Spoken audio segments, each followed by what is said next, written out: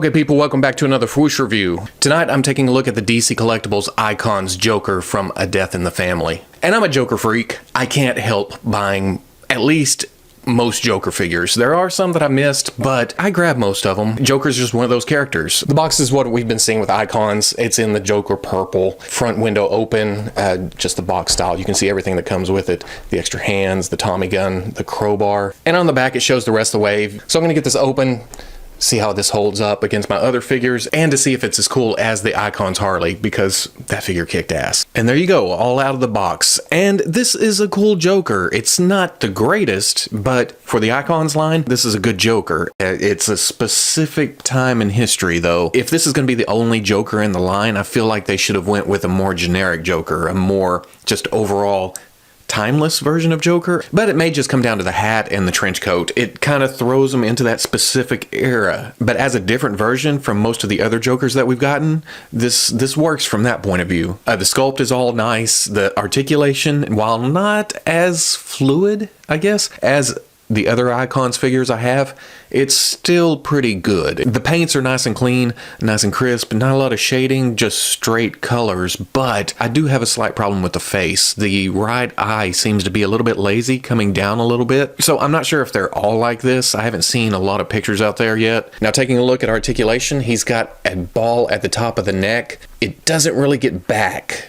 There's no up, really. There's a little bit of down. The chin gets in the way a little bit right there. Nice side to side though. And then of course he has swivel. Hinge and swivel at the shoulder, it comes out to there, and then it swivels around. Swivel at the bicep. Double elbow gets a good range of movement. Hinge and swivel at the wrist, there's a swivel, and then it hinges side to side. And now the waist. They didn't do the double waist that we've been seeing in all the other Icons figures. It's just a single, and really, there's not a lot of movement to it. You get about right there, and then back gets about right there. At the hip, there's a ball.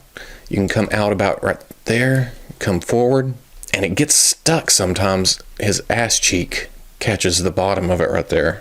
So oops, well, it snaps right off. Oh, look at that. He's got a swing down in the hip. And I wouldn't have found that if I hadn't snapped the leg off. But with the leg on, it doesn't really get a lot of movement there. It doesn't come down as far as you would think it would. Interesting. Double knees, comes back quite a bit.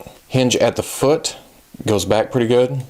Comes forward not bad. And then forward facing pin for rocker. Now for accessories, it's kind of weird. He comes with extra hands, but they're all right. Initially out of the box, he has the two fists, of course, but the left hand, that's all he has is a fist. For the right, he has a trigger finger hand, where the gun goes in really well. And then he has another trigger finger hand that's for a more open grip. It's too big to hold his other accessory, so I don't know what that hand is for. And then he has another hand that's a grip, and his fingers are split in the middle for some reason. And that's the hand I stuck his other accessory in, is the crowbar. The crowbar is nice. It looks good. It's got a nice metallic finish to it. It looks like a little piece of metal. This is the only hand that will grip the crowbar, but once you get it in, it's a little bit loose. It doesn't really hold it really well unless you find just a perfect spot for it. And then going back to the Tommy gun, it looks good in hand. It's got some nice paint apps on it, but there's another handle on it, so I kind of wish there was another left hand to hold it like an actual rifle. At this point, you can't.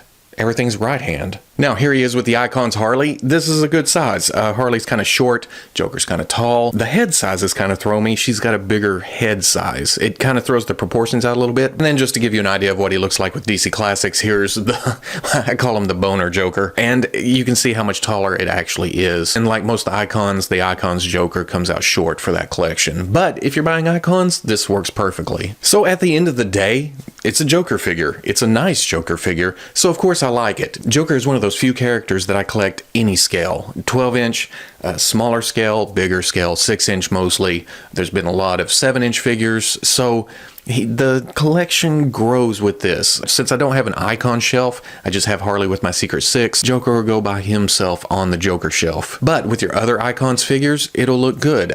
Most of the Icons so far, as far as I could tell, are in that classic vein. This line goes for the most iconic look, and I guess you could argue that Death in the Family is Joker's most iconic look. And hopefully there will be more versions down the line. Of course, we need a straight up Bruce Wayne Batman to go with this figure, but not the Dick Grayson Batman. So if you like the review, comment, like, subscribe, and I'll catch you on the Fwoosh.